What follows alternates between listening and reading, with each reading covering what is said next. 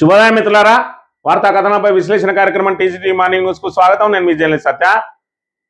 వివిధ పత్రికల్లో వచ్చిన వార్తా కథనాలను పరిశీలించినట్టయితే నియోజకవర్గాల పునర్విభజన బిల్లుతో పాటు మరి మహిళా రిజర్వేషన్ బిల్లును ప్రవేశపెట్టడానికి ఈరోజు పార్లమెంటు ప్రత్యేకంగా సమావేశాలు ఏర్పాటు చేయబోతున్నది. 3 రోజుల పాటు సాగే ఈ పార్లమెంటు సమావేశాలలో మరి ఇక్కడ చూసుకున్నట్టయితే దక్షిణాదికి తీవ్ర అన్యాయం జరగబోతా ఉన్నదని చెప్పి దక్షిణాదికి సంబంధించిన మన దక్షిణాదిలో అన్ని కూడా ప్రాంతీయ పార్టీలదే హవా ఉన్నది. మరి ఈ టర్మ్ లో చూసుకున్నట్టయితే ఈ దక్షిణాదికి సంబంధించి కర్ణాటక, అదే విధంగా తెలంగాణలో కాంగ్రెస్ ఉన్నప్పటికీ కూడా మరి ఖచ్చితంగా ఈ తెలంగాణలో ఇప్పటి వరకు మరి మళ్ళీ ప్రాంతీయ పార్టీదే హవా కొనసాగబోతా ఉన్నది. ప్రత్యామ్నాయంగా మరో ప్రాంతీయ పార్టీ లేకపోవడం మూలంగా బీఆర్ఎస్ కు ప్రత్యామ్నాయంగా కాంగ్రెస్ ఏదో అనేక రకాలైనటువంటి మరి ఇక్కడ అసత్య ప్రచారాలతోటి, అబద్ధాలతోటి, తప్పుడు హామీలతోటి అధికారంలోకి వచ్చింది. అది ఆ 2.5 సంవత్సరాల్లోనే ఆ మబ్బు తెరలన్నీ కూడా తొలగిపోయిన పరిస్థితి అయితే మనకు తెలుసు. ఈ సమయంలో మరి దక్షిణాది రాష్ట్రాలకు అన్యాయం జరిగే విధంగా మరి గతంలో చూసుకున్నట్లయితే జనాభా ప్రాతిపదికన సీట్ల పెంపు ఉంటుందని చెప్తే కుటుంబ నియంత్రణ పాటించడమే మేము చేసిన తప్ప అని చెప్పి పెద్ద ఎత్తున మరి దక్షిణాది నుంచి తిరుగుబాటు రావడంతో 50% సీట్లు, ప్రతి రాష్ట్రంలో 50% సీట్లు పెంచుతామని చెప్పి మరి ఇక్కడ ఓ ప్రతిపాదన తెర మీదకి తీసుకొచ్చి లీకులు ఇచ్చింది. కానీ నిన్నటి రోజున ఎంపీలకు ఇచ్చిన ఆ బిల్లు ప్రతులకు సంబంధించి 50% ప్రస్తావన ఎక్కడా లేకపోవడంతో మళ్ళీ 2011 జనాభా ప్రాతిపదికన కనుక సీట్ల పెంపు జరిగినట్టు అయి ఉంటే మరి ఇక్కడ ఖచ్చితంగా దక్షిణాదికి అన్యాయం జరుగుతుంది, తిరుగుబాటు తప్పది అని చెప్పి ఇటు తమిళనాడు ముఖ్యమంత్రి స్టాలిన్, అదేవిధంగా ఇక్కడ చూసుకున్నట్టయితే తెలంగాణ నుంచి బీఆర్ఎస్ వర్కింగ్ ప్రెసిడెంట్ మరి ఇక్కడ కేటీఆర్ ఖచ్చితంగా కేసీఆర్ నేతృత్వంలో పోరాటం జరుగుతుంది, దక్షిణాదికి కేసీఆరే మరి ఇక్కడ సారథ్యం వహిస్తారని చెప్పి కూడా తీవ్ర హెచ్చరికలు జారీ చేసిన పరిస్థితిని మనం ఇక్కడ ప్రధానంగా గమనించవచ్చు. మరోవైపు చూసుకున్నట్టయితే ఈ నెల 20వ తేదీన జగిత్యాలలో జీవన్ రెడ్డి చేరిక సందర్భంగా భారీ బహిరంగ సభ నిర్వహించబోతా ఉన్నారు. మరి చాలా కాలం తర్వాత ఏదైతే ఏప్రిల్ 27 తర్వాత మళ్ళీ పెద్ద ఎత్తున బహిరంగ సభ ఇప్పుడు జరగబోతా ఉన్నది. సంవత్సరం తర్వాత దీనికి కేసీఆర్ అటెండ్ కాబోతా ఉన్నారు. మరి ఇక్కడ ఏదైతే ఇక్కడ కాంగ్రెస్ కు ఇవాళ ఏదైతే పెద్ద ఎత్తున మరి ఇక్కడ నష్టం జరిగేటువంటిది, మరి ఇక్కడ కాంగ్రెస్ పతనానికి నాందిలాగా జరగబోతున్న ఈ సభ నుంచి జనం దృష్టిని మరల్చే కార్యక్రమంలో భాగంగా మరి రేవంత్ రెడ్డి మరి ఆయన ఇన్ని రోజులు 2.5 సంవత్సరాల నుంచి మేడిగడ్డను పడావి పెట్టి అదే 20వ తేదీన మేడిగడ్డ సందర్శనకు వస్తా ఉన్నాడట. మేడిగడ్డ సందర్శనకు వచ్చి ఆయన కూడా పెద్ద ఎత్తున సభ ఏర్పాటు చేసి మరి జనాలందరినీ కూడా ఇటు ఎవరిని కూడా ఆ జీవన్ రెడ్డి సభకు వెళ్లకుండా మరి ఇక్కడ అదే విధంగా జీవన్ రెడ్డి సభ మీద ప్రజల దృష్టి పడకుండా డైవర్షన్ పాలిటిక్స్ లో భాగంగా మేడిగడ్డ సందర్శన చేస్తామని చెప్తా ఉన్నారు. ఇలా పనికి రాదు అని చెప్పిన కాళేశ్వరం మళ్ళా నువ్వు సందర్శించి ఏ విధంగా మరి పూర్తిగా నీళ్ళలో కొట్టుకుపోయినాయి అని చెప్పినావు, మళ్ళీ మరమ్మతు చేసి వినియోగంలోకి తీసుకొని వస్తా ఉన్నావు. మరి ఇప్పటి వరకు బీఆర్ఎస్ చెప్పింది కూడా అదే, ఏదైతే ఒక పిల్లర్ గుంగిందో సాంకేతిక లోపంతో దాన్ని మరమ్మతు చేసి ప్రజలకు నీటిని అందుబాటులో ఉంచాల్సినటువంటి ప్రభుత్వం ఇవాళ కేవలం బీఆర్ఎస్ ప్రభుత్వం మీద బట్టగాల్సి మీదేసే కార్యక్రమంలో భాగంగా ఇవాళ రైతుల పొలాలను ఫనంగా పెట్టి, సాగునీటిని ఫనంగా పెట్టి కక్ష సాధింపు చర్యలకు పాల్పడతా ఉన్నా అని చెప్పి ఏదైతే చెప్పిందో అది నిజమే అని చెప్పి దీని ద్వారా తేటతెల్లమైంది. ఇప్పటికిప్పుడు మరి మరమ్మత్తు కాకపోయినా కూడా ఈ 2 సంవత్సరాలు ఏదైతే ఉన్నదో ఈ 2 సంవత్సరాల్లో మరమ్మత్తు చేసి అందుబాటులోకి ఎన్నికల ముందు అందుబాటులోకి తీసుకురావడానికి ప్రణాళికలు చేస్తా ఉన్నది. ఏది ఏమైనా మీ విధానాలతోటి ఇప్పటికే జనం విసికి వేసారిపోయినరు. మీరు ఎన్ని డైవర్షన్ పాలిటిక్స్ చేసినా కూడా ఖచ్చితంగా మీ పతనం తప్పదు అని చెప్పి హెచ్చరిస్తున్న పరిస్థితిని మనం ఇక్కడ ప్రధానంగా గమనించాలి. వార్తా కథనాలను కనుక పరిశీలించినట్టయితే ముందుగా నమస్తే తెలంగాణలో దక్షిణాదికి దగా, తెలంగాణ సహా 5 రాష్ట్రాలపై కేంద్రం సవతి తల్లి ప్రేమ, నియోజకవర్గాల పునర్విభజనతో సౌత్ కు తీరం ద్రోహం, 3 ప్రతిపాదనలో ఏది అమలు చేసినా కూడా నష్టమే. 2011 జనాభాతో చేసిన 50% పాలన అయినా 850 కోట అయినా దక్షిణాదికి పెరిగే సీట్లు అంతంతే. ఇదే సమయంలో ఉత్తరాదికి భారీగా పెరగనున్న సీట్లు అని చెప్పి పైకి మాత్రమే ఒకే దేశం అనే మాటలు లోపల రాజకీయ కుట్రలు అని చెప్పి కేంద్రం తెచ్చిన నియోజకవర్గాల పునర్విభజన బిల్లుతో దక్షిణాది రాష్ట్రాలకు అన్యాయం జరగనున్నదా అంటే అవును అని అంటున్నారు రాజకీయ విశ్లేషకులు. ఈ బిల్లు ప్రకారం ప్రస్తుతం ఉన్న 543 లోకసభ స్థానాలు గరిష్టంగా 850కి పెరగనుండగా 2011 జనాభా లెక్కల ప్రకారం డీలిమిటేషన్ చేపడతామని కేంద్రం ప్రకటించింది. అంతకుముందు కొన్ని రాజకీయ పార్టీలతో సమావేశమై లోక్సభ స్థానాలను దామాషా లెక్కన 50% పెంచాలని నిర్ణయించింది. ఈ ప్రకటనలు ఒకదానికొకటి భిన్నంగా ఉన్నా కేంద్రం ప్రకటించిన ఈ ప్రతిపాదనలో దక్షిణాది రాష్ట్రాలకు తీరని ద్రోహమే మిగులుతున్నది. 2011 జనాభా లెక్కల ప్రకారం నియోజకవర్గాలను పునర్విభజన చేస్తే జనాభా నియంత్రణ పాటించిన దక్షిణాది రాష్ట్రాలు తీవ్రంగా నష్టపోగా ఇదే సమయంలో పాటించని ఉత్తరాది హిందీ బెల్ట్ రాష్ట్రాలు గణనీయంగా సీట్ల లబ్ధి పొందుతున్నాయి. స్పష్టమవుతున్నది. 50% పెంపు ఫార్ములా అయినా 850 సీట్ల కోట అయినా చివరికి దక్షిణాది రాష్ట్రాలు నష్టపోతాయని చెప్పి తేట తెల్లమైతా ఉన్నదని మరి ఇక్కడ చారిత్రక అన్యాయం జరగబోతా ఉన్నది మనకు అని చెప్పి. ఎందుకంటే మరి 50% సీట్ల పెంపు అని అంటే సరే, ఇప్పటి వరకు మరి ఇక్కడ కేటీఆర్ ఏం చెప్తా ఉన్నాడు, 24% దక్షిణాదికి వాటా ఉన్నది 543 సీట్లలో. రేపు 850 సీట్లకు పెంచినా కూడా అదే 24% భాగస్వామ్యం ఖచ్చితంగా దక్షిణాది రాష్ట్రాలకు ఉండాల్సిందే. మరి ఇక్కడ తమిళనాడు, కేరళ, మరి కర్ణాటక, ఆంధ్రప్రదేశ్, అదే విధంగా మరి ఇక్కడ చూసుకున్నట్టయితే తెలంగాణ, పాండిచ్చేరి, ఈ దక్షిణాది రాష్ట్రాలన్నిటికి కూడా ఖచ్చితంగా 24% ఉండాల్సిందే అన్నాడు. నువ్వేదైతే 50% పెంచుతావో ఆ వాటా అదే విధంగా ఉంటది. కానీ ఇప్పుడు 50% అని చెప్పి మంత్రులకు ఇచ్చిన ఏదైతే ఆ బిల్లు ప్రతులలో ఎక్కడ కూడా మరి ఇక్కడ దాన్ని పేర్కొనలేదు. కాబట్టి ఖచ్చితంగా దీని ద్వారా మరి ఏదైతే అన్యాయం జరగబోతా ఉన్నదని చెప్తా ఉన్న పరిస్థితి. మరోవైపు కమిషన్ నిర్ణయమే ఫైనల్ అట, కోర్టులోనూ సవాల్ చేయడానికి వీలేదట. డీలిమిటేషన్ ముసుగులో కేంద్రం దొంగాట అని చెప్పి దీని మీద మరి ఎలాంటి కోర్టు కూడా పోకుండా ఇప్పుడే ఆ చట్టంలోనే పొందుపరచబోతా ఉన్నారని చెప్తా ఉన్నారు. ఏది ఏమైనా దక్షిణాది రాష్ట్రాలతోటి అవసరం లేకుండా మరి ఉత్తరాది రాష్ట్రాలలోనే మెజారిటీ సీట్లను గెలుచుకొని ప్రభుత్వాన్ని చేపట్టాలని చెప్పి మరి ఇక్కడ కేంద్రంలో ఉన్న బీజేపీ కుట్రలు చేస్తా ఉన్నదని చెప్పి మరి ఇక్కడ పెద్ద ఎత్తున దీని మీద ఆరోపణలు వెలువడతా ఉన్నాయి. డీలిమిటేషన్ బిల్లును వ్యతిరేకిస్తాం, ఇండియా కూటమి భేటీ తర్వాత ఖర్గే ప్రకటన అట. డీలిమిటేషన్ బిల్లును వ్యతిరేకిస్తామని చెప్తా ఉన్నారు. అట్ ద సేమ్ టైం మహిళా బిల్లును వ్యతిరేకిస్తే మాత్రం మహిళల నుంచి తీవ్రంగా వ్యతిరేకత వచ్చే అవకాశం ఉన్నది. ఈ రెండింటిని మెర్జ్ చేసి బయటపడాలని చెప్పి కేంద్రం అయితే ప్రయత్నం చేస్తా ఉన్నది. ఈ అసెంబ్లీ సీట్ల పెంపుపై అస్పష్టత. లోక్సభ సీట్లను గరిష్టంగా 850కి పెంచుతామన్న కేంద్రం, కానీ అసెంబ్లీ సీట్ల పెంపు ఎంతవరకు ఉంటుందో చెప్పని మోదీ సర్కార్.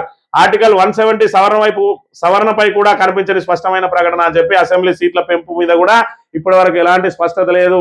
50% పెరుగుతాయనగానే 178, 179 అయితే అనే ఆలోచనే ఉన్నది తప్ప దానికి శాస్త్రీయంగా ఏది విధంగా విభజిస్తారు అనే దానికైతే మరి అక్కడి నుంచి స్పష్టమైన సమాధానం లేదు. దక్షిణాదికి అన్యాయం జరిగితే తిరుగుబాటే, ఉద్యమానికి కేసీఆర్ నాయకత్వం వహిస్తారు. డీలిమిటేషన్ పేరిట కొత్త కుట్రకు తెరలేపిన బీజేపీ సీట్ల పెంపుపై కేంద్రం చెప్పింది ఒకటి, చేసేది ఒకటి. లోక్సభలో దక్షిణాది రాష్ట్రాలకు ఉన్న 24% ప్రాతినిధ్యాన్ని యథాతథంగా ఉంచాల్సిందే, లేకుంటే ఢిల్లీ పీఠం కదిలేలా పోరాటం చేస్తాం. తెలంగాణకు బీజేపీ ఎప్పుడు మిత్రపట్టి కాదు. 30 నెలలైన కాంగ్రెస్ పార్టీ ఆషాఢం సేల్ బంపరాపర్ హామీలు ఒక్కటి కూడా అమలు కాలేదు. రేవంత్ పొంగులేటి భూములు మింగుతున్నారు. బీఆర్ఎస్ వర్కింగ్ ప్రెసిడెంట్ కేటీఆర్ ఆగ్రహం అని చెప్పి మరి ఇక్కడ డీలిమిటేషన్ కు సంబంధించి ఖచ్చితంగా మరి 24% దక్షిణాది రాష్ట్రాలకు వాటా ప్రాతినిధ్యం ఖచ్చితంగా ఉండాల్సిందే, ఉండకుంటే మాత్రం తిరుగుబాటే అని చెప్పి మరి ఇక్కడ చెప్తా ఉన్న పరిస్థితి. మరోవైపు చూసుకున్నట్టయితే 30 నెలలైనా కూడా ఆషాఢం సేల్ లాగా ఎవరైతే ఆ చీరలకు ఆఫర్ పెడతారో, బట్టలకు ఆఫర్ పెడతారో, ఈ కాంగ్రెస్ సర్కార్ కూడా ఆషాఢం సేల్ ఆఫర్ లాగా 6 గ్యారంటీలు 420 హామీలను తీసుకొని వచ్చింది. ఇప్పటి వరకు వాటి అమలు మీద మాత్రం చిత్తశుద్ధి లేదు అని చెప్పి చెప్తా ఉన్న పరిస్థితి. మరోవైపు చూసుకున్నట్లయితే బీజేపీ ఎన్నడూ కూడా తెలంగాణకు మిత్ర పార్టీ కాదు, ఖచ్చితంగా తెలంగాణను ముంచే పార్టీ అని చెప్పి చెప్తా ఉన్న పరిస్థితి. ఇక సీలింగ్ అమలు చేయకుండా హైడ్రామా. నాగర్గుల్ భూముల్లో బయటకు వచ్చిన తెర వెనుక అసలు భాగవతం. 2020లోనే బహదూర్ వారసులకు నోటీసులు ఇచ్చిన కందుకూరు ఆర్డీఓ. 930 ఎకరాల్లో 2024లో డిక్లరేషన్ సమర్పించిన బహదూర్ వారసులు సీలింగ్ ప్రక్రియ తుది దశకు ఉన్నదని సుప్రీంకోర్టుకు లేఖ రాసిన ఆర్డీఓ. ప్రభుత్వ పెద్దల రంగప్రవేశంతో రూటు మార్చిన రెవెన్యూ యంత్రాంగం.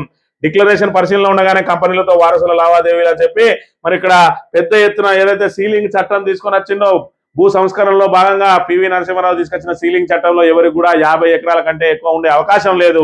మరి వందలాది ఎకరాలు ఉన్నట్టు వీటిని కూడా సీలింగ్ లో చేర్చాల్సిన అవసరం ఉన్నది. ఆ సీలింగ్ ప్రక్రియ పూర్తి కాకముందే మరి ఇక్కడ ఇవాళ పొంగులేటి దాని మీద కన్నేసి ఆ 373 ఎకరాలను దోసుకుపోవడానికి మరి రైతుల దగ్గర నుంచి దౌర్జన్యంగా లాగేసుకుంటా ఉన్నారు. పొంగులేటి శ్రీనివాసరెడ్డి, రేవంత్ రెడ్డి బంధువులందరూ కూడా భూముల మీద మరి రాబందులాగా పడి దోసుకుపోతున్నారు. అంశాన్ని రోజు ప్రతినిత్యం చూస్తూనే ఉన్నాం మనం. మంత్రి పొన్నం మా భూములను చెరబట్టారట. 150 కోట్ల విలువైన భూమి కబ్జాకి యత్నం, తప్పుడు కేసులు, ఫేక్ డాక్యుమెంట్లతో కుట్ర. సిద్దిపేట జిల్లా రంగనాథంపల్లి రైతుల ఆవేదన. మరి మా బీసీ నాయకుడు మరి మీరందరూ రెడ్లు ఈ రకంగా దోసుకుపోతా ఉంటే మేము బీసీలేము మరి మేము చూస్తూ చేతులు ముడుచుకొని ఉండాలా అని ఇక మావాడు కూడా మరి ఇక్కడ ఏదో పాపం ఆ 150 కోట్ల విలువైన భూ కబ్జాకు యత్నం అట. ఏది హుస్నాబాద్ నియోజకవర్గం కావచ్చు, సిద్దిపేట జిల్లా కేంద్రానికి సంబంధించిందట. మరి అలా నేను మాత్రం ఏం తక్కువ తిన్నా అని చెప్పి మరి మావోడు కూడా అక్కడ 150 కోట్లే, అది చిన్న అంశం. ఇవాళ చూసుకున్నట్టయితే మా బీసీ మీద పెద్ద వార్తలు రాస్తారు. ఇలా రెడ్లు ఎంత దోసుకపోయినా కూడా మరి పట్టించుకోరు. ఇలా కాంగ్రెస్ వాళ్ళు కూడా బీసీల మీదనే మరి లీకులు ఇస్తా ఉన్న పరిస్థితిని అయితే మనం ఇక్కడ చూడవచ్చు. ఇక ఫీజు కమిషన్ 30%, 3,000 కోట్లకు గురిపెట్టిన సర్కార్ పెద్దలు 30% కమిషన్ ఇస్తేనే ఫీజు రియంబర్స్మెంట్, బకాయిలు విడుదల చేస్తామని బేరసారాలు, అంత ఇచ్చుకోలేమని చెప్పిన యాజమాన్యాలు, విధులేక కోర్టుబాట పట్టిన ప్రైవేట్ కాలేజీలు, సమీపిస్తున్న కొత్త విద్యా సంవత్సరం. ఇవాళ చూసినాం మనం, కాంగ్రెస్ ప్రభుత్వం వచ్చిన తర్వాత కమిషన్ల ప్రభుత్వం. ఇవాళ కాంట్రాక్టర్లకు సంబంధించి బిల్లులు, పెండింగ్ లో ఉన్న బిల్లులు మరి అవి రిలీజ్ కావాలంటే 20% కమిషన్ వసూలు చేస్తున్న పరిస్థితి. అదే విధంగా సర్పంచ్లకు మరి ఇక్కడ ఇప్పటి వరకు బిల్లులు రాలే, బడా కాంట్రాక్టర్లకు మాత్రమే వస్తా ఉన్నాయి. మరి ఇక్కడ ఏదైతే మరి ఇక్కడ ఉద్యోగులకు సంబంధించిన వాళ్ళకు సంబంధించిన డబ్బులైనా, రిటైర్మెంట్ బెనిఫిట్స్ అయినా కూడా మరి 20% కమిషన్ ఇస్తేనే మరి వీళ్ళకు బిల్లులు వచ్చిన పరిస్థితి. ఇవాళ చూసుకున్నట్లయితే ఫీజు రియంబర్స్మెంట్ 10,000 కోట్లు రావాలి. ఆ 10,000 కోట్లు విడుదల చేస్తాం, కానీ అందులో 30% మాకు ఇవ్వాలి అని చెప్పి అడుగుతా ఉన్నారు. అంటే 3,000 కోట్ల రూపాయలు ఇస్తే మీ ఫీజు రియంబర్స్మెంట్ రిలీజ్ చేస్తామని చెప్తే 30% మీకు ఇస్తే మేమేం చేసుడు అని చెప్పి వాళ్ళు కోర్టు బాట పడతా ఉన్నారు. ఇవాళ పూర్తిగా కమిషన్ల ప్రభుత్వంగా మారింది కాంగ్రెస్ ప్రభుత్వం. అందిన కాడికి దోచుకో అన్న చందంగా ఉన్నది వీళ్ళ పరిస్థితి అనే విషయాన్ని మనం ఇక్కడ ప్రధానంగా చూడాలి. ఆర్టీసీ సమ్మె నిర్వీర్యానికి కుట్రలు, హక్కుల సాధన కోసం రోడ్డెక్కి కొట్లాడుతున్న కార్మికులు ఒకవైపు గేట్ మీటింగ్లతో హోరెత్తిస్తున్న జేఏసీ నేతలు, మరోవైపు జేఏసీలో లేని సంఘాల నేతల భేటీ. 3 రోజుల్లో నిర్ణయం చెప్తామంటున్న నేతలు, అన్ని సంఘాలు సమ్మెకు కలిసి రావాలంటున్న కార్మికులు. ఆర్టీసీ సమ్మె నిర్వీర్యానికి కుట్రలు చేయబోతా ఉన్నట. ఏదైతే వాళ్ళ ప్రధాన డిమాండ్ ఉన్నదో మరి ఇక్కడ ప్రభుత్వంలో విలీనం చేయాలి, అదేవిధంగా ఉద్యోగ సంఘాల పునరుద్ధరణ చేయాలంటే ఆ 2 తప్ప ఏమన్నా చేయరని చెప్పి ఇక్కడ విభజించు పాలించు అని చెప్పి జేఏసీలో లేని నేతలను తీసుకొని వచ్చి వాళ్ళని ముందర పెట్టి సమ్మె విచ్ఛిన్నానికి కుట్ర జరగబోతా ఉన్నదని చెప్పి చెప్తున్న పరిస్థితి. ఉద్యోగుల జేఏసీ ఉద్యమ పథం రేపు రాష్ట్ర వ్యాప్తంగా నిరసనలకు పిలుపు. మధ్యాహ్న భోజన సమయంలో నల్ల బ్యాడ్జీలు ధరించి నిరసనలు అని చెప్పి మరి ఇక్కడ సబ్బండ వర్గాలు కూడా ఇక ఖచ్చితంగా పోరాటంతో మేము మా హక్కులను సాధించుకోగలుగుతామని చెప్పి వాళ్ళు ఏదైతే పోరుబాట పడతా ఉన్న పరిస్థితి అయితే ఇక్కడ కనబడతా ఉన్నది. ఇక పాలమూరు ప్రాజెక్టు ద్రోహులను ప్రజల ఎదుట దోషులుగా నిలబెడతాం, కేఎల్ఐ నుంచి నీరందేలా చర్యలు తీసుకోవాలి, గొల్లపల్లి ప్రతిపాదన విరమించుకోవాలి, నిర్లక్ష్యం చేస్తే సర్కారుపై యుద్ధం తప్పదు. మాజీ మంత్రి సింగిరెడ్డి నిరంజన్ రెడ్డి పాలమూరు ప్రాజెక్టు ద్రోహులను ప్రజల ఎదుట దోషులుగా నిలబెడతామని చెప్తా ఉన్న పరిస్థితి. ఇక్కడ విద్యార్థులు ఎంతో మంది మరి ఇక్కడ విద్యార్థులు ఇటు కేజీబీవీలో అనుకుంటేంది, అదే విధంగా గురుకులాల్లో అయితేంది, అదే విధంగా బీసీ హాస్టళ్లలో కూడా మరి సోషల్ వెల్ఫేర్ హాస్టల్లో కూడా మరి మృత్యువాత పడతా ఉన్నారట. నిన్నటి రోజున ఎల్లారెడ్డి బీసీ హాస్టల్లో విద్యార్థిని అనుమానాస్పద మృతట. బాధిత కుటుంబానికి మద్దతుగా జాజాల సురేందర్ ధర్నా, 25 లక్షల పరిహారం ఇవ్వాలని డిమాండ్. మాజీ ఎమ్మెల్యే సహా పలువురు నేతల అరెస్టు. జాజాల అరెస్టు నిరసిస్తూ బీఆర్ఎస్ ధర్నా. మనకున్న దౌర్భాగ్యం ఏంది అని అంటే అది ఆమె ఆ సంఘటన ఎట్లా జరిగింది, ఆ సంఘటనకు బాధ్యులు ఎవరు, బాధ్యులను కఠినంగా శిక్షించాలి, దీనికి ప్రభుత్వమే బాధ్యత వహించాలి, సంబంధిత మంత్రి రాజీనామా చేయాలి. ఈ డిమాండ్లన్నీ మర్చిపోతాం. ఇవాళ మనిషి చచ్చిందా మాకు పరిహారం ఎంత ఇస్తావు అనే దుస్థితే నెలకొన్నది ఇవాళ తెలంగాణలో.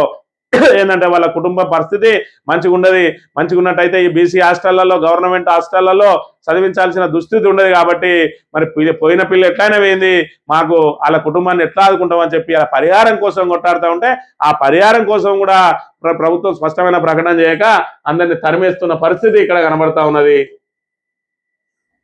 ఇక బీసీల్లో అత్యధికులు షేకులేనట. కాంగ్రెస్ సర్కార్ వింత నివేదిక. కులగణన వివరాలు అర్ధరాత్రి వెల్లడి. బీసీలోని ముస్లిం ఉపకులాలన్నీ కలిపి 9.13% అట. మొత్తం ముస్లింలు 10%, 9 అట.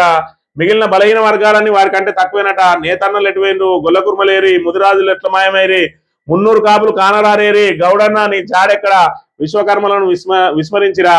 జనాభా కేవలం 46%. బీసీల జనాభా కేవలం 46%. మాదిగలు 10.3, మాలలు 4.1% అట. మొత్తం ఎస్సీలు 17.43, మొత్తం ఎస్టీలు 10.45, ఓసీలు 15.79 అట. రెడ్లు అన్న 4.8% అట. వైశ్య 1% అట. కమ్మ 1% అట. మొత్తంగా మరి ఇక్కడ బీసీలలో గౌడ్లు కానీ, అదేవిధంగా యాదవులు కానీ, ముదిరాజులు కానీ, మరి ఇక్కడ ఆ కుమ్మరి, కమ్మరి, మరి నేతన్నలు, గీతన్నలు వీళ్ళందరినీ కలిపినా కూడా మరి అందరిట్లా కంటే బీసీలో ఉన్న ముస్లింల జనాభానే ఎక్కువ ఉన్నదట. వాటి తర్వాతనే మిగతా జనాభా ఉన్నదని చెప్పి ఇవాళ బీసీ జనాభాను ఎక్కడికక్కడికి కులాల వారిగా విడగొట్టి కులాల మధ్య అంతరాలు సృష్టించి ఇవాళ బీసీలను ఏకతాటి మీదకి రాకుండా రాజ్యాధికారం వైపు వాళ్ళను కన్నెత్తి చూడకుండా ఎక్కడికక్కడ విచ్ఛిన్నం చేస్తా ఉన్న పరిస్థితి.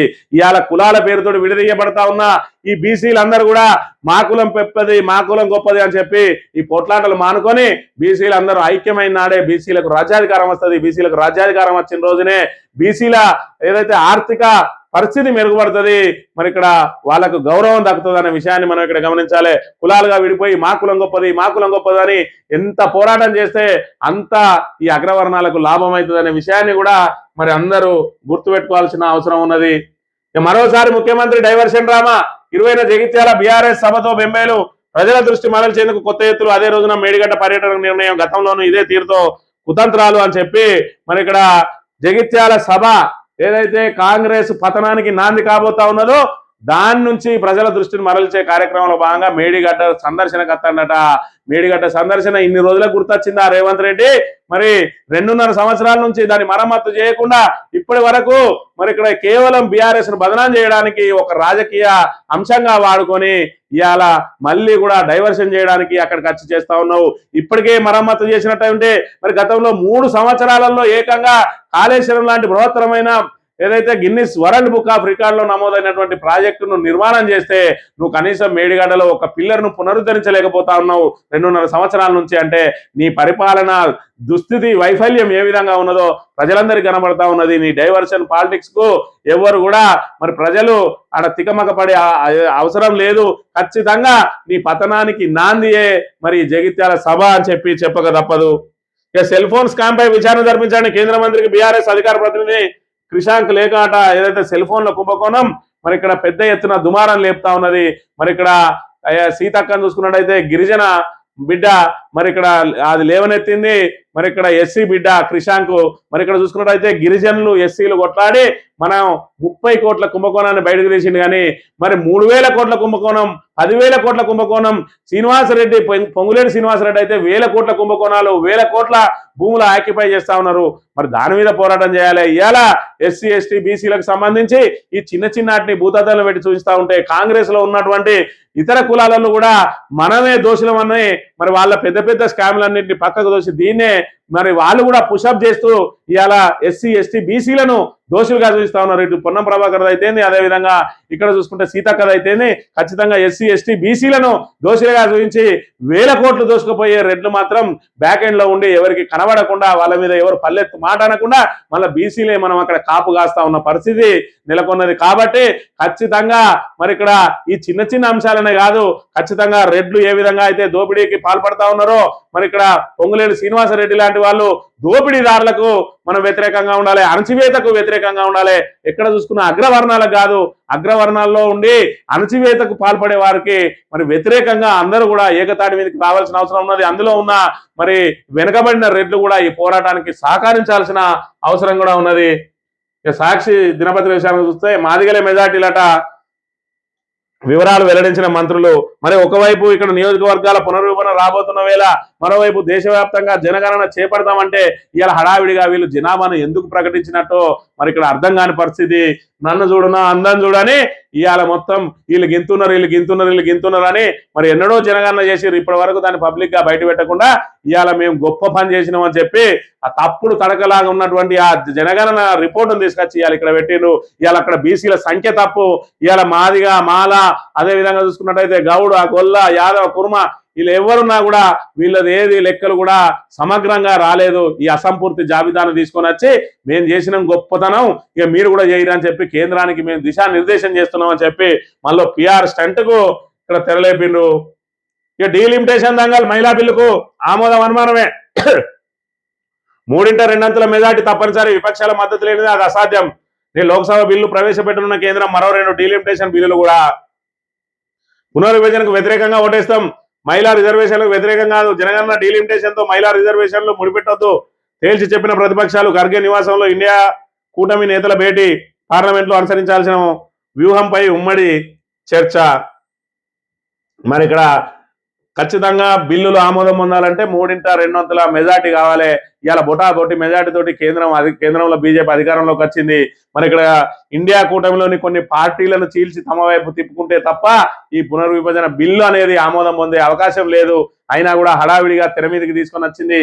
అంటే బీజేపీ వ్యూహం ఏముంటది, ఎవరెవరికి గాలం వేయబోతా ఉన్నదో దీని ద్వారా తేటతెల్లమవుతుంది. ఏదైతే పార్లమెంట్ లో హైడ్రామా చోటు చేసుకోబోతా ఉన్నది. ఎందుకంటే మరి ఇక్కడ సగం మాత్రమే మెజార్టీ ఉన్నటువంటి ఇవాళ బీజేపీ ఇంకో 100 ఎంపీల మద్దతు కూడగట్టుకోవాలి. మరి ఏ విధంగా 100 ఎంపీల మద్దతును కూడగట్టుకుంటది, అందులో కాంగ్రెస్ వాళ్ళు ఉంటారా, మరి ఇతర ఏదైతే ఇండి కూటమిలో ఉన్న ఎంపీలను లాగేసుకుంటారా, ఇక్కడ మనం చూడాలి. 4 వర్కింగ్ ప్రెసిడెంట్లు రెడ్డి ఎస్సీ ఎస్టీ బీసీ మహిళలకు పదవులట. కుల సమాఖ్యలకు వెంటనే చైర్మన్ల నియామకం. జూన్లో కార్పొరేషన్ చైర్మన్ల డైరెక్టర్ల నియామకాలు. జిల్లా స్థాయిలోనూ రాజకీయ వ్యవహారాల కమిటీ పదవుల పందేరం కొలిక్కి రేవంత్ మీనాక్షి మహేష్ గౌడ్ల భేటీలో కీలక నిర్ణయాలు. 2.5 సంవత్సరాలు అవుతుంది ఇప్పటి వరకు పూర్తి స్థాయి క్యాబినెట్ ను విస్తరించలేని దుస్థితిలో ఉన్నది ఇలా కాంగ్రెస్ ప్రభుత్వం. ఎవరికి ఇస్తే ఎవడు కూల్చేస్తాడో ప్రభుత్వం అన్నట్టుగా ఉన్నది. ఇక ఇప్పుడు కుల సంఘాలకు సంబంధించి మరి ఇక్కడ కుల సమాఖ్యలకు చైర్మన్లు ఎత్తారట. అదేవిధంగా కార్పొరేషన్ చైర్మన్ల పదవీ కాలం ముగిసిపోతా ఉన్నది. అవి కూడా జూన్ లో భర్తీ చేస్తామని చెప్పి మళ్ళీ ఓ కొత్త నినాదాన్ని తెర మీదకి తీసుకొచ్చింది కాంగ్రెస్. యుద్ధం ముగిసినట్టేనండి, త్వరలో తెరదీస్తామంటున్న ట్రంప్. వెంటనే గల్ఫ్కు 10,000 సేనలు. ఇరాన్ కు అధ్యక్షుడు 2 షరతులు. పశ్చిమాసియా ఉద్రిక్తులు యథాతథం కొనసాగుతున్న హార్ముజ్ దిగ్బంధం. ఇప్పట్లో ఆ యుద్ధం అయితే ముగిసే అవకాశం లేదు అని చెప్పి తెలుస్తా ఉన్నది. ఇక 50% ఎంత నిజం, ప్రోరేటాలో నియోజకవర్గాల పెంపు ఉంటుందని ఎన్డీఏ ఎంపీల సమావేశంలో అమిత్ షా వ్యాఖ్యలు. దక్షిణాది రాష్ట్రాలకు అన్యాయమైనట్టు కాంగ్రెస్, డిఎంకే, లెఫ్ట్ తదితర పార్టీల ధ్వజం. అన్యాయం జరగనున్న కేంద్ర మంత్రులు కిషన్ రెడ్డి, బండి సంజయ్, ఎంపీ లక్ష్మణ్. ఎలా నష్టమో వివరించిన CM Revanth Reddy. Hybrid formula పేరిట కొత్త ప్రతిపాదన. 50% ప్రోరేటాపై విస్తృతంగా జరిగిన చర్చ. మొత్తంగా 50% పెంచితే మాక్సిమం పార్టీలు మరి ఇక్కడ ఖచ్చితంగా దాన్ని ఆమోదించే అవకాశమే ఉంటది. మరి ఇక్కడ దక్షిణాదికి అన్యాయం జరిగితే మాత్రం ఇవాళ ఏదైతే జనాభా ప్రాతిపదికన కనుక విస్తరించినట్టు అయి ఉంటే ఖచ్చితంగా మరి దక్షిణాదికి అయితే అన్యాయమే జరుగుతుంది. కాబట్టి 50%కి ఖచ్చితంగా దక్షిణాది రాష్ట్రాలు కూడా ఒప్పుకుంటాయి. కులాల గుట్టు విప్పిన రేవంత్ అట. మరి ఇన్ని రోజులు ఎందుకు దాన్ని దాచిపెట్టుకున్నాడో, ఇప్పుడు ఎందుకు గుట్టు విప్పిండో, దాని తర్వాత ఏం లాభమో కూడా మరి ఆయననే చెప్పాలి. బిల్లులను అడ్డుకుంటాం. మహిళా రిజర్వేషన్లపై కేంద్రానికి కుట్రలు. గతంలో మహిళా బిల్లును సమర్థించాం. 2024 నుంచి అమలు చేయమన్నాం. ఇప్పుడు కేంద్రం ఆ బిల్లును రాజకీయ అస్త్రంగా వాడుకోవాలని చూస్తోంది. పునర్విభజన పేరుతో డ్రామాలు చేస్తోంది. పార్లమెంట్ లో ఎదుర్కొంటామంటున్న ఖర్గే. మీరు మన్న ఎదుర్కొంటారు, దుబ్బ ఎదుర్కొంటారు, మీరే ఎదుర్కొనే ఉంటే బీజేపీ ఇంత మరి దూకుడుగా ఎట్లా వ్యవహరించేది? మీరు మీ చేతగానితనంతో ఇవాళ బీజేపీ దూకుడుగా ముందుకు పోతా ఉన్నది. ఇక పునర్విభజనపై సీఎం అసత్య ప్రచారం అట. హైబ్రిడ్ విధానం అంటూ అర్థం లేని మాటలు. రేవంత్ కు రాజ్యాంగంపై అవగాహన లేదు. రేవంత్ కు రాజ్యాంగం మీద అవగాహన లేదు, మీకు పరిపాలన మీద అవగాహన లేదు. కనీసం నిధులు తీసుకొచ్చే దాని మీద కూడా ఈ కిషన్ రెడ్డికి, బండి సంజయ్కి, లక్ష్మణ్కు తెలంగాణను బాగుపరిచే దాని మీద అవగాహన లేదు. ఇక యూపీకి 140, తెలంగాణకు 25. జనాభా ప్రాతిపదికనే పునర్విభజన చేస్తే దక్షిణాది రాష్ట్రాలకు అన్యాయమే. ప్రస్తుతం 543 సీట్లు ఉన్న ప్రాతినిధ్యం కన్నా తక్కువ స్థానాలు. 2011 జనాభా లెక్కల ప్రకారమే జరిపితే ఉత్తరాది రాష్ట్రానికే లాభం అని మరి జనాభా ప్రాతిపదికన జరిగే ఉంటే తెలంగాణకు నష్టం అంటా ఉన్నాడు. కానీ మరి ఇక్కడ 25 సీట్లు వస్తా ఉన్నాయి. మరి మనం 50% లెక్క చూసుకున్నట్టయితే 17కు 9 కలిసినా కూడా 26 వస్తుంది. ఏ రకంగా చూసుకున్నా మనం 1 తోటి తప్ప మరి ప్రత్యేకంగా తెలంగాణకు మాత్రం ఏ లెక్కన చూసుకున్నా పెద్ద నష్టం అయితే లేదు. కాకపోతే దక్షిణాది రాష్ట్రాలకు నష్టం జరిగే అవకాశం ఉంటుందని చెప్పి చెప్తున్న పరిస్థితి. ఇక తెలంగాణలో అసెంబ్లీ సీట్లు 178కి, ఏపీలో 265కి సీట్లు పెంచిపై బీజేపీ లెక్కలు ఇవే. మరి 50% అంటే 178, 179 ఒకటి అటు ఇటుగా. ఎందుకంటే 119 ఉన్నాయి కాబట్టి 119కి 60 కలుపుతారా, 59 కలుపుతారా అని 60 కలిపి ఉంటే మరి 179 అవుతుంది. 59 కలిపినట్టు అయి ఉంటే 178 అవుతుంది. ఏదేమైనా 50% పెరగనున్నట్టే. ఇక కుల సమాఖ్యలకు చైర్మన్లు ఖరారు చేస్తారు అని చెప్పి కులాలుగా విడగొట్టి ఇవాళ బీసీలను కులాలుగా విడగొట్టే కుట్ర కుల సమాఖ్యలకు చైర్మన్ లేయడం అనేది ఖచ్చితంగా బీసీల మధ్య అంతరాలు సృష్టించేదే. ఇవాళ నా కులం గొప్ప అంటే నా కులం గొప్ప అని చెప్పి కులాల మధ్య అంతరాలు సృష్టించి మరి ఇక్కడ ఒకరినొకరికి అంటకుండా చేసి ఇవాళ 15% ఉన్నాం మేమని చెప్పుకుంటున్న ఓసీలు మొత్తం ఇవాళ రాజ్యాధికారాన్ని చేతుల్లో పెట్టుకున్నారు. కులాలుగా విభజిస్తే ఎవరు కూడా 10%కి రాలేదు. ఇవాళ ముస్లింలు తప్ప ఎవరు కూడా 10%కి రాలేదు. కాబట్టి అందరం కూడా ఓసీల కంటే తక్కువ ధనలనే ఉన్నట్టు ఇవాళ బీసీలు అందరినీ కలపకుండా కులాలుగా విడగొట్టే ప్రయత్నం చేస్తా ఉన్నారు. ప్రయత్నం జరుగుతూనే ఉన్నది, అది కొనసాగుతూనే ఉన్నది అనే విషయాన్ని మనం ఇక్కడ ప్రధానంగా గమనించాలి. డబుల్ ధమాకాపై ఉత్కంఠాట, నియోజకవర్గాల పునర్విభజనకు చరిత్రాత్మకమైన అడుగు పడబోతా ఉన్నది. ఇది ఆచరణ జరుగుతుందా జరగదా అనేది మనం ఇక్కడ ప్రధానంగా గమనించాలి. మరి ఇక్కడ ఖచ్చితంగా కూడా పునర్విభజన బిల్లు అనేది తెలంగాణ ఆంధ్రప్రదేశ్లో మాత్రం ఏదైతే విభజన జరిగిన రోజునే విభజన బిల్లులోనే పేర్కొనబడి ఉన్నది. ఇవాళ దేశవ్యాప్తంగా విభజన చేస్తామంటున్నారు కాబట్టి మరి అందులో ఉన్నది. లేదంటే ఖచ్చితంగా దేశవ్యాప్తంగా చేసినా చేయకున్నా 2026-27లో చేయాల్సే ఉండే మరి దేశవ్యాప్తంగా జరుగుతూ ఉన్నది. కాబట్టి ఇవాళ డీలిమిటేషన్ ప్రక్రియకు 2/3 మెజార్టీ కావాలి. మరి 543 మందిలో వీళ్ళకు బొటాబొటి మెజార్టీ ఉన్నది కాబట్టి ఇంకో 100 ఎంపీలు అవసరం ఉంటుంది.